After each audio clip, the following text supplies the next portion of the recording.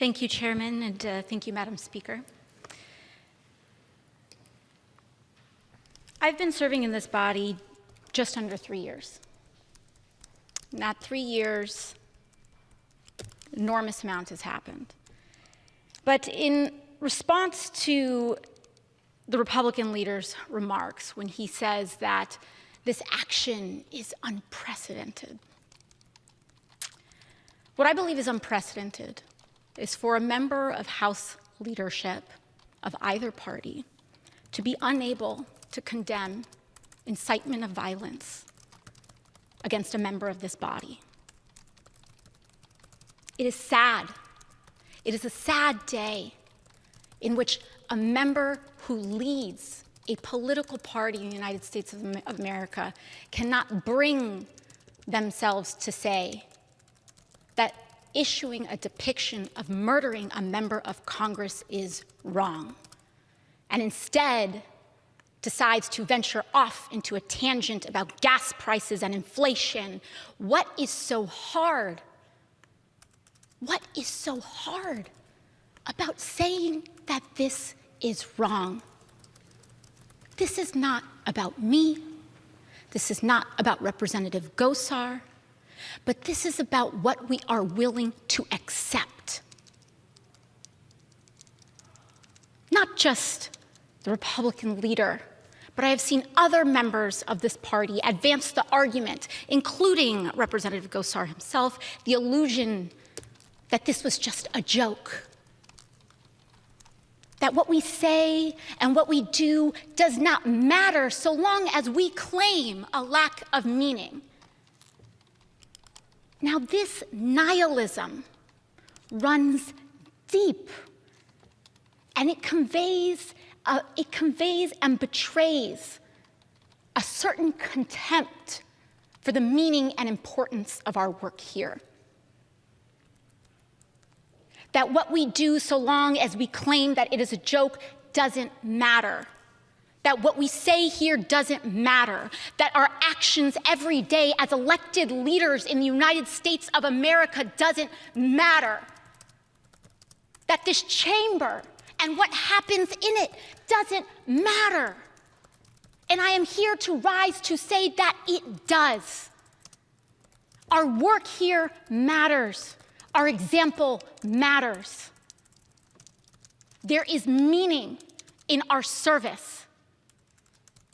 And as leaders in this country, when we incite violence with depictions against our colleagues, that trickles down into violence in this country.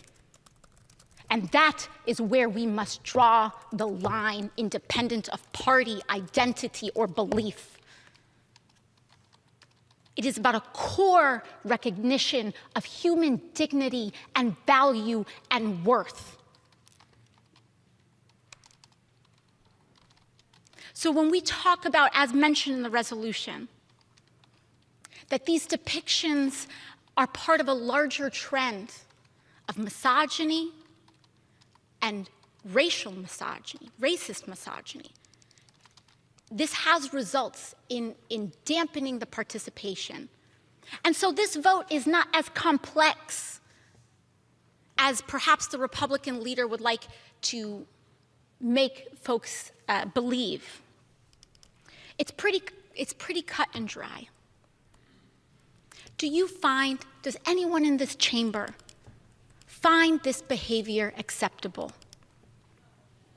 Would you allow depictions of violence against women, against colleagues? Would you allow that in your home? Do you think this should happen on a school board? In a city council? In a church? And if it's not acceptable there, why should it be accepted here? Lastly, when the Republican leader rose to talk about how there are all of these double standards and lists a litany of all these different things, not once did he list an example of a member of Congress threatening the life of another. This is not about a double standard, and what is unprecedented and what is tragic is the descent of transgression in this body. I grew up as a little girl with awe about our nation's capital. The reverence and the importance and the gravity of our work here. Additional 30 seconds. Gentlelady is recognized. The gravity of our work here. So the question that I pose to this body in response is, will we live up to the promises that we make our children? That this is a place where we will defend one another regardless of belief. That our core human dignity matters. If you believe that this behavior is acceptable, go ahead. Vote no. But if you believe that this behavior should not be accepted, then vote yes. It's really that simple. Thank you, and I yield back to the chairman.